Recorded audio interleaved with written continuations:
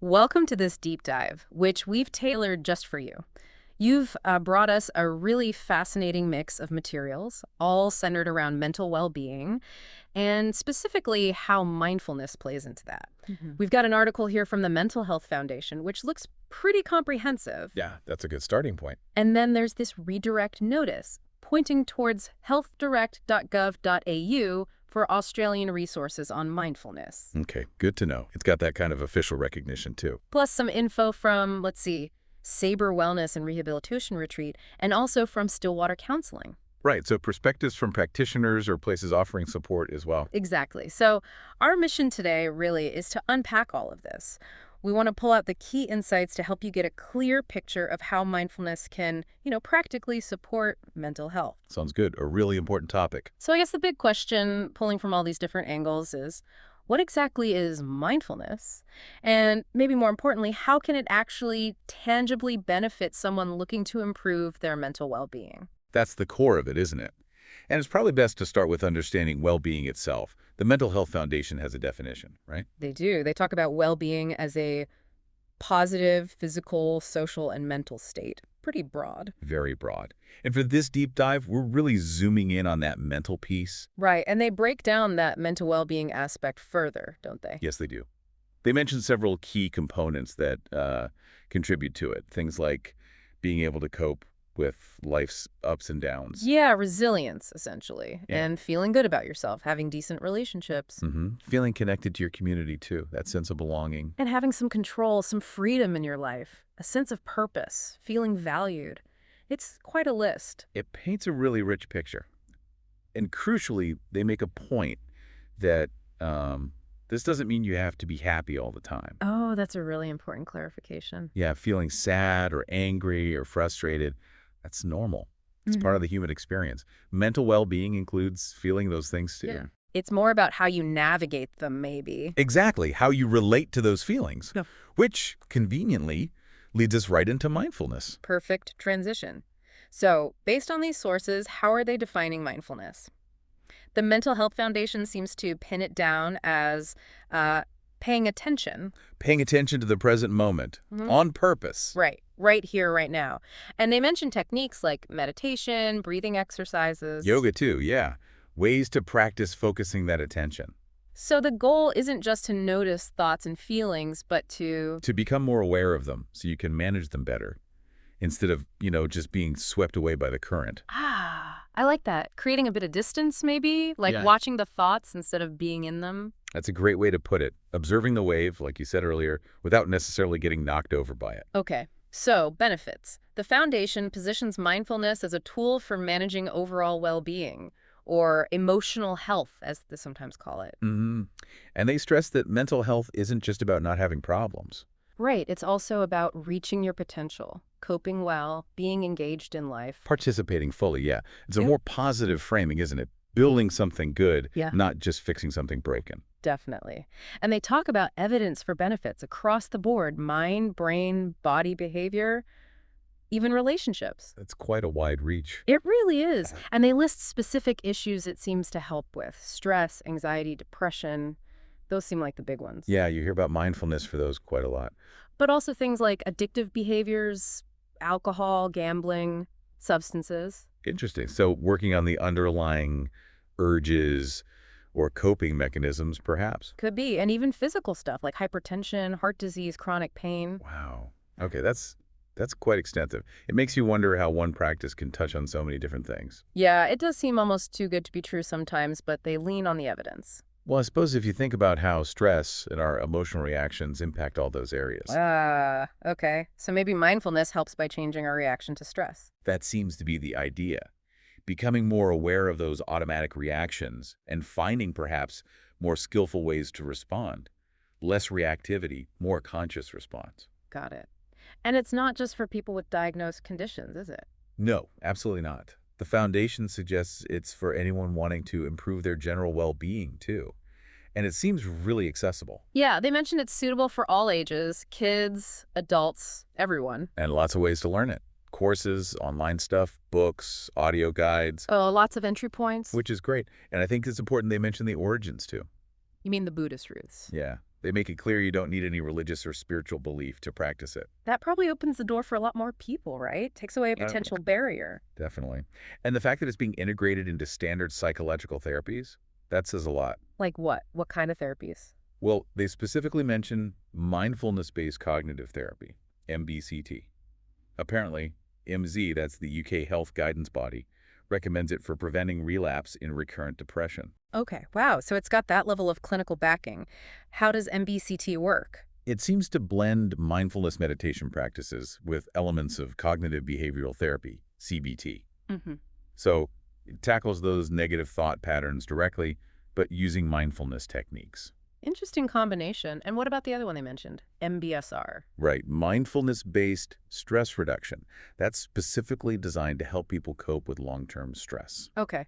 And that can be used on its own or alongside other treatments for anxiety. Exactly. It shows its versatility, doesn't it? Useful in different contexts. So how does mindfulness actually do all this, according to the foundation? These approaches, MBSR and MBCT, they give people flexible skills. That's the idea. It's about changing your fundamental relationship with your thoughts and feelings. Changing your relationship. How so? Well, instead of getting caught up in judging them or reacting automatically, you learn to just observe them. With a bit of detached curiosity, maybe? Non-judgmental awareness is the term they often use. Okay, like watching clouds pass in the sky. You see them, but you're not the cloud. Exactly like that. And that shift, that space, can apparently lead to deeper emotional insight, better focus, concentration, even better relationships. Because you're less reactive, perhaps? Could be more aware of your own internal state and maybe more understanding of others. Now, they do touch on the idea that maybe mindfulness is just a fad, Well, something trendy. right. And they acknowledge it might not be for absolutely everyone. Which is fair. Nothing works for everyone. But they counter the fad idea by pointing to the growing evidence base, especially with regular practice. And they included that little story, didn't they? Look. They had this Oh, student, yeah, the university student who was skeptical at first. but then found things like breathing exercises, imagery, meditation actually helped them cope. And the key for them was that it was accessible, something they could do anywhere, anytime, privately. That sense of empowerment of having a tool you can use yourself seems really key. Absolutely. It makes it feel less like something being done to you and more like a skill you're developing for yourself. Okay, so let's get practical. They mention 1-minute mindfulness. I love that idea. It makes it seem less daunting. Totally. Easy to integrate. So what are some of these quick techniques? Well, first up is just breathing. Simple, right? Right. Just taking a minute to notice your breath. How it feels coming in and going out. Yeah, the natural rhythm, the pauses, maybe the feeling of your lungs expanding. And if your mind wanders, Which it will. just gently bring your attention back to the breath. No big deal. It's amazing how grounding that simple act can be. It's Mhm. always there, your breath. True. Then there's the body scan. What's that involve? Sounds like closing your eyes if you're comfortable. Yeah. And just bringing your awareness slowly through your body. Starting where? They suggest starting at your feet, then moving up part by part towards your hands. Just noticing sensations. Like tingling or warmth or maybe nothing at all. Exactly. Just noticing what is without trying to change it. Yeah. Then expanding awareness back out to your surroundings. Another way to just check in with yourself, reconnect with your physical body in the present moment. Yeah. We spend so much time in our heads, don't we? It's good to remember we actually have bodies. Definitely. Okay, what else? Mindful walking. Ah, yes. Integrating it into an everyday activity. So just paying attention to the feeling of your feet hitting the ground. Yeah, the sensations in your soles, your leg muscles moving, using that physical contact as an anchor for your attention. And you don't have to walk super slowly, like in some kind of trance. Apparently not. Once you get the hang of it, you can do it at your normal pace, Uh-huh. just shifting your focus internally. That's brilliant. Makes it really usable. Okay, mindful eating. I can guess what this involves. Slowing down at meal times, I imagine. Yeah, really looking at your food first, noticing the colors, textures, smells. Before you even take a bite. Right, and then really tasting it, noticing the texture in your mouth as you chew, being fully present with the experience. Instead of just shoveling it in while watching TV or scrolling on our phones. Guilty as charged sometimes. And finally, mindful listening. Tuning into the sounds around you. Exactly, but not judging them or analyzing them, just letting the sounds wash over you. Soaking it in. Yeah. They say if you recognize a sound, you can mentally label it, car, bird song, whatever, and then just let your attention drift back to the overall soundscape. It's like really hearing your environment for perhaps the first time. It's amazing, isn't it? These are all such simple, quick things, just shifting attention for a minute. But potentially quite powerful when done consistently. Okay, now let's bring in the other sources briefly. Sabre Wellness, they position themselves as a retreat, right? Holistic, personalized mental health care, hmm And they mentioned treating mood disorders and anxiety. which ties right back to the benefits the foundation mentioned for mindfulness. It does. And Sabre explicitly mentions using therapy, yoga, and meditation. So that holistic approach seems central for them. It sounds like a place where mindfulness practices would be a core part of the treatment plan. Very likely. It aligns perfectly with integrating these techniques into a broader strategy for well-being. And then there's Stillwater Counseling. Their focus seems to be on creating a safe space for people dealing with various challenges, Yeah, they mention anxiety and stress support and also trauma-informed counseling. which again feels like areas where mindfulness could be a really helpful tool, right, as a coping mechanism. Absolutely. Yeah. Especially the trauma-informed aspect suggests a sensitivity to how overwhelming experiences can be. And mindfulness, when used carefully, can help people learn to manage intense feelings or intrusive thoughts, And Stillwater talks about developing personalized strategies and building coping mechanisms. which fits perfectly with mindfulness, doesn't it? It's not rigid. It's a set of skills you adapt and use in the ways that work best for you. So pulling it all together, it seems like the Mental Health Foundation gives us the what and why of mindfulness, plus some basic Yeah, how-tos. the foundational knowledge and the accessible techniques. And then places like Sabre and Stillwater show us where and how these practices might be applied in more structured, supportive settings. Right. Integrated into therapy or a broader wellness program. So whether someone goes for formal therapy or a retreat or just decides to try these 1-minute exercises on their own, The core principle seems consistent. Learning to pay attention to the present moment without judgment. That seems to be the key thread running through all these sources. that awareness piece. Present moment awareness and non-judgmental observation. That's the foundation.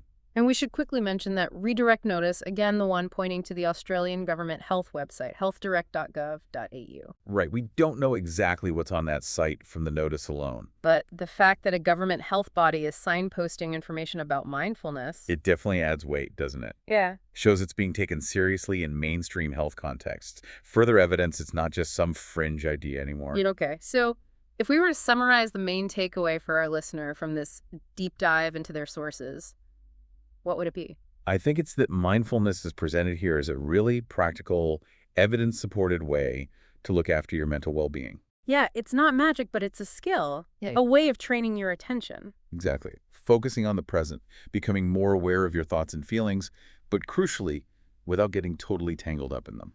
And repeating that key point from earlier, it's not about somehow achieving a state of permanent bliss or eliminating all negative feelings. No, not at all.